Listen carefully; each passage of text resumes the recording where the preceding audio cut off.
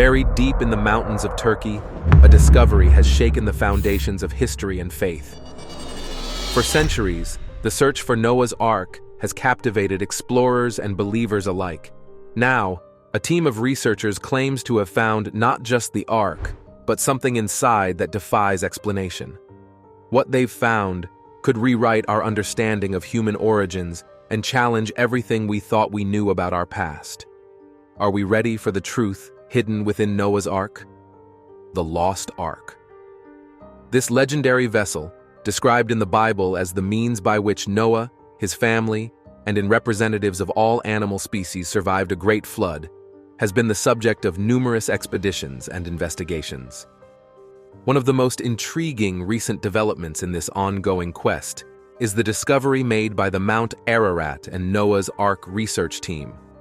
This group, composed of Turkish and American academics, has been meticulously excavating a site known as the Durupinar Formation, located near the border of Iran and Turkey. The Durupinar site has long been the subject of local legends, suggesting it might be the final resting place of Noah's Ark. What makes the Durupinar Formation particularly compelling is its boat-like shape and its dimensions, which closely match the biblical description of Noah's Ark. Measuring approximately 515 feet long, 85 feet wide, and 49 feet high, the site's proportions align remarkably well with the specifications given in the Bible. The age of the materials found at the site, dating back to between 5,500 and 3,000 BC, adds another layer of intrigue to the discovery. Researchers have uncovered a variety of fascinating artifacts at the Durupinar site. These include clay-like substances, marine sediments, and even fossilized sea life remains. Such findings suggest that this area, now far from any ocean, may have once been submerged or affected by a significant flood event. Could these be traces left behind by the biblical flood described in the story of Noah's Ark? While the Durupinar site has generated excitement, it's important to note that Mount Ararat itself has long been considered the most likely location for Noah's Ark. The Bible specifically mentions that the Ark came to rest on the mountains of Ararat, leading many to focus their search efforts on this iconic peak. Over the years, various expeditions to Mount Ararat have reported tantalizing clues, including wooden structures, boat-shaped formations visible from the air, and even claims of seeing the Ark itself buried in glacial ice. One of the most famous of these expeditions was led by James Bryce in the late 19th century. Bryce claimed to have discovered a piece of hand-tooled wood high up on Mount Ararat, at an elevation where trees do not naturally grow. This finding sparked a renewed interest in the search for Noah's Ark and inspired numerous subsequent expeditions. However, the search for Noah's Ark is not without controversy.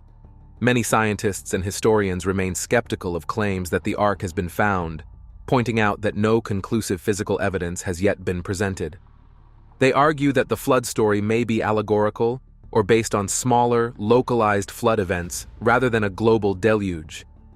Despite these challenges, the quest for Noah's Ark continues to inspire new generations of researchers and explorers.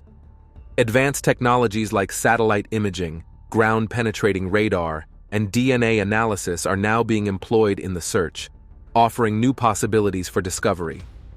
The Durupinar site and Mount Ararat are just two of the many locations where researchers believe Noah's Ark might be found. Other proposed sites include Mount Kuti in Turkey, various locations in Iran, and even places as far afield as China and North America. Each of these locations has its proponents, often backed by local legends, geological evidence, or interpretations of ancient texts. One particularly interesting alternative theory comes from researcher David Allen. He proposes that the Ark actually landed on a mountain called Mashu or Mesha, about 17 miles south of Mount Ararat. Deal bases his theory on linguistic analysis and similarities between biblical accounts and other ancient texts, like the Epic of Gilgamesh. According to Deal, the first post-flood city, Mesha Naksuan, was built at this site using materials from the Ark itself. The search for Noah's Ark represents a bridge between faith and science, ancient texts and modern exploration.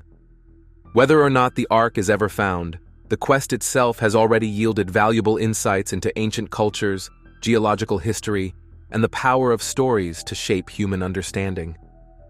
Today, new questions arise, but the one on our minds right now is, how has this ancient tale influenced the creation of modern recreations and attractions focused on the Ark?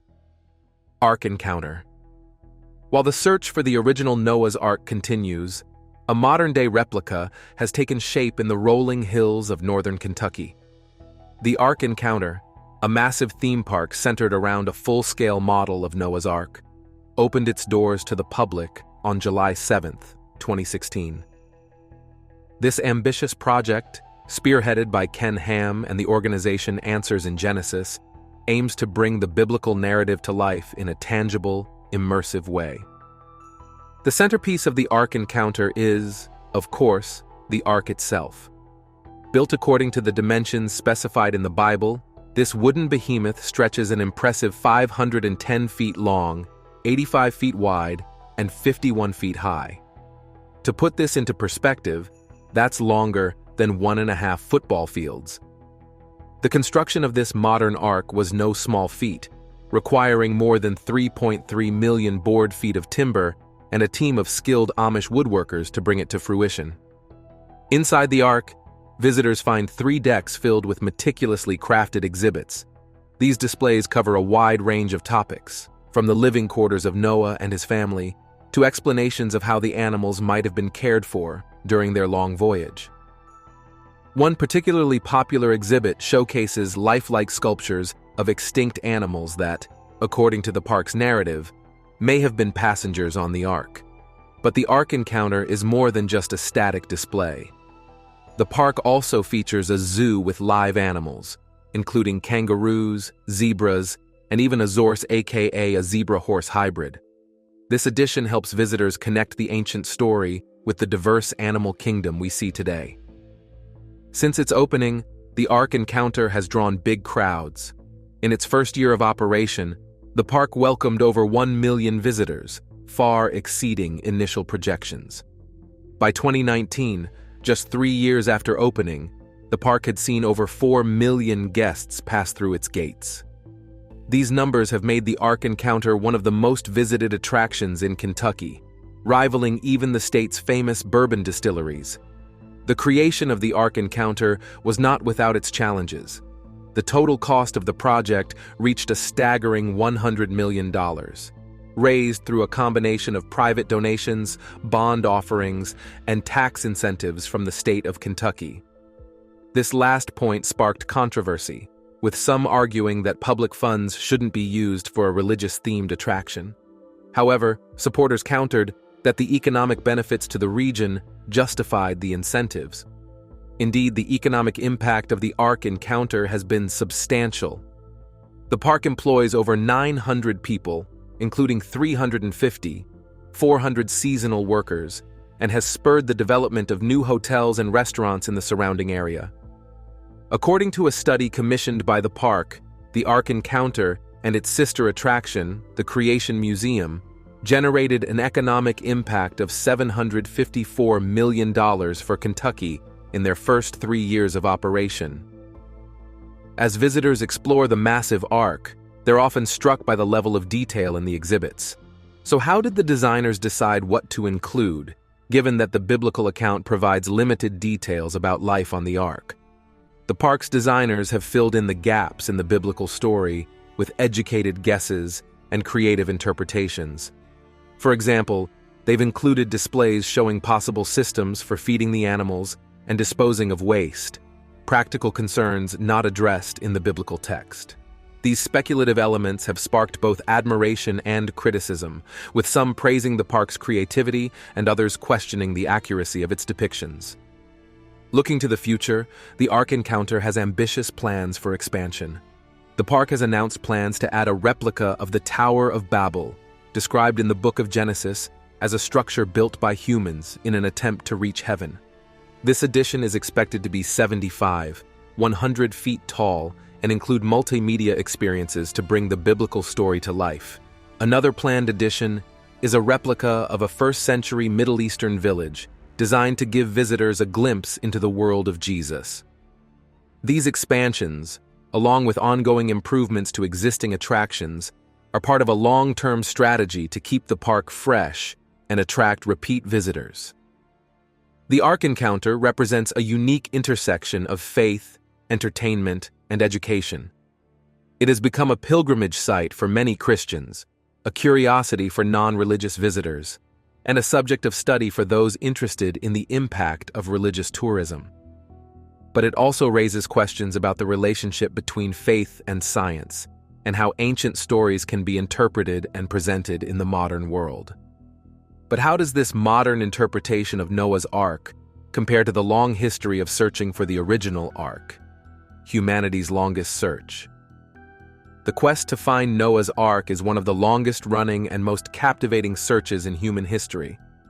This enduring pursuit has spanned centuries, continents, and cultures, drawing in explorers, scientists, and believers from all walks of life. The search for the Ark is not just about finding an ancient wooden vessel. It's a journey that touches on fundamental questions of faith, history, and the human desire to connect with our past. One of the earliest recorded searches for Noah's Ark dates back to around 275 BC. The Babylonian priest Berossus wrote about the Ark, claiming that pieces of it still existed on the mountains of Armenia, modern-day Turkey, and that people were scraping off pieces of bitumen from the Ark to use as amulets. This early account set the stage for centuries of exploration and speculation. In more recent times, the search for Noah's Ark has intensified, with numerous expeditions launched in the 20th and 21st centuries.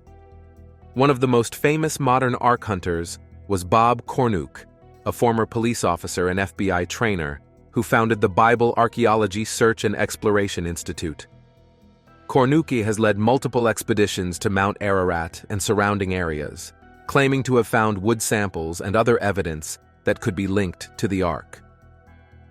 Another notable figure in the search for Noah's Ark is Ron Wyatt, an amateur archaeologist who claimed to have found the Ark's remains on Mount Ararat in 1977. Wyatt's claims were controversial and widely disputed by mainstream archaeologists, but they sparked renewed interest in the search and inspired others to continue the quest. The search for Noah's Ark has not been limited to Mount Ararat, despite its prominence in biblical tradition. In 2006, a joint Turkish-American expedition, led by archaeologist Randall Price, explored a different site on Mount Suleiman in Iran.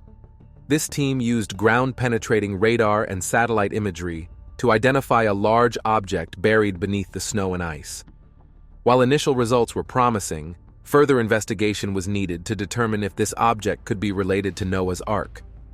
One of the most intriguing recent developments in the search for Noah's Ark came in 2010, when a team of Chinese and Turkish evangelical explorers claimed to have found wooden remains on Mount Ararat at an elevation of about 4,000 meters.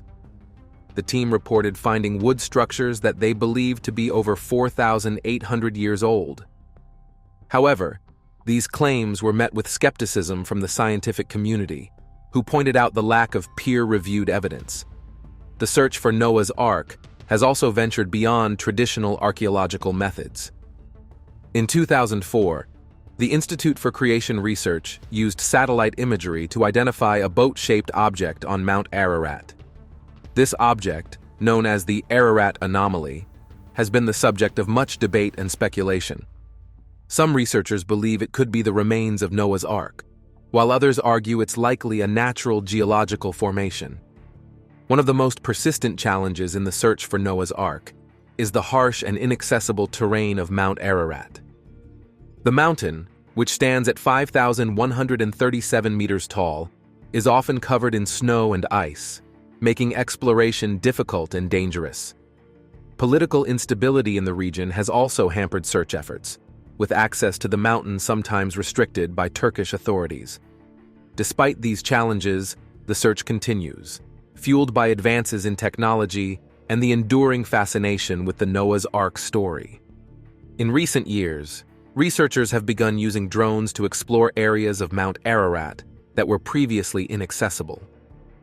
These unmanned aerial vehicles can capture high-resolution images and even collect samples from remote locations, potentially opening up new avenues for discovery. The search for Noah's Ark has also expanded beyond physical expeditions. Researchers are now analyzing ancient texts and linguistic clues to gain new insights into the Ark's possible location. For example, Dr. Raul Esperante of the Geoscience Research Institute has studied Akkadian and Sumerian flood accounts, comparing them with the biblical narrative to identify potential geographical locations for the Ark's landing site. One question that often arises in the search for Noah's Ark is, if the Ark really existed, how could it have survived for thousands of years? This question has led researchers to explore various preservation scenarios. Some theorize that the Ark could have been buried in a mudslide shortly after the flood, protecting it from decay. Others suggest that the cold temperatures and possible ice coverage on Mount Ararat could have acted as a natural preservative. The search for Noah's Ark has also had a significant impact on the field of flood geology, a branch of creation science that attempts to reconcile geological evidence with a literal interpretation of the biblical flood account. Flood geologists like Dr. Andrew Snelling have conducted extensive research on Mount Ararat and surrounding areas, looking for geological evidence that could support the Noah's Ark narrative. While the search for Noah's Ark has yet to yield conclusive evidence, it has produced some intriguing findings. In 1955, French industrialist Fernand Navarre claimed to have found a piece of hand-tooled timber on Mount Ararat at an altitude of 4,300 meters. The wood was carbon-dated to around 5,000 years old, roughly aligning with the estimated time of Noah's flood according to biblical chronology. However, later tests suggested the wood might be much younger, and questions were raised about the circumstances of its discovery. As technology continues to advance, new methods are being employed in the search for Noah's Ark. In recent years, researchers have begun using ground-penetrating radar and 3D imaging techniques to scan potential Ark sites. These methods allow for non-invasive exploration of areas that might be too fragile or inaccessible for traditional archaeological digging. The enduring nature of the search for Noah's Ark raises an intriguing question. What drives humans to continue this millennia-old quest, despite the lack of conclusive evidence? Is it faith, scientific curiosity, or something deeper in the human psyche? While the search for Noah's Ark continues, it's important to note that many mainstream scientists and archaeologists remain skeptical of claims about its discovery. They point out that there's no scientific evidence for a global flood as described in the Bible, and that the preservation of a wooden structure for thousands of years in the harsh conditions of Mount Ararat is highly unlikely. Nevertheless, the search for Noah's Ark persists, driven by a combination of religious faith, historical curiosity, and the human desire to solve ancient mysteries. Whether or not the Ark is ever found, the search itself has contributed to our understanding of ancient cultures, geological processes, and the power of narratives to shape human exploration and understanding. How has this ancient story influenced religious traditions and shaped our understanding of faith and history? A religious heritage. The story of Noah's Ark has left a deep mark on religious traditions around the world, shaping beliefs, rituals, and moral teachings for thousands of years. This ancient tale of survival, divine judgment, and renewal has resonated across cultures, influencing not just Judaism and Christianity, but also Islam and other belief systems. In Islamic tradition, the story of Noah, known as Nuh, is mentioned in several surahs of the Quran. The Islamic version shares many similarities with the biblical account, but also includes unique elements. For example, in some Islamic traditions, Noah's Ark is said to have circled the Kaaba in Mecca 7 times before coming to rest. This connection between the Ark and Islam's holiest site underscores the story's significance in Islamic faith. The Ark's symbolism extends beyond the Abrahamic religions. In Hinduism, the avatar Matsya is said to have warned Manu about a great flood and instructed him to build a boat. This parallel to the Noah story suggests a shared cultural memory of a catastrophic flood event or a common narrative theme across diverse civilizations. One of the most intriguing aspects of the Noah's Ark story is its impact on religious architecture. The concept of the Ark as a vessel of salvation has inspired the design of many churches and synagogues. For instance, the nave of a church, the central part where the congregation gathers, is often designed to resemble an inverted ship's hull, symbolizing the church as an ark of salvation in a turbulent world. The story has also influenced religious art throughout history. From ancient mosaics to Renaissance masterpieces, depictions of Noah's Ark have been a popular subject for artists. One of the most famous is Michelangelo's fresco of Noah on the ceiling of the Sistine Chapel, which portrays scenes from before, during, and after the flood. In Jewish tradition, Noah's Ark has inspired unique rituals and customs. For example, some Jewish communities have a custom of building a small model of the Ark during the holiday of Sukkot, symbolizing God's protection. This practice connects the ancient story to contemporary religious observance, keeping the narrative alive in modern faith communities. The Ark narrative has also played a significant role in shaping religious ethics and environmental stewardship. Many religious leaders and scholars interpret the story as a divine mandate to care for creation. This interpretation has led to faith-based environmental movements and initiatives aimed at protecting biodiversity, reflecting Noah's role as a preserver of animal species. But how do we reconcile this ancient story with modern scientific understanding? This question has led to a range of interpretations within religious communities.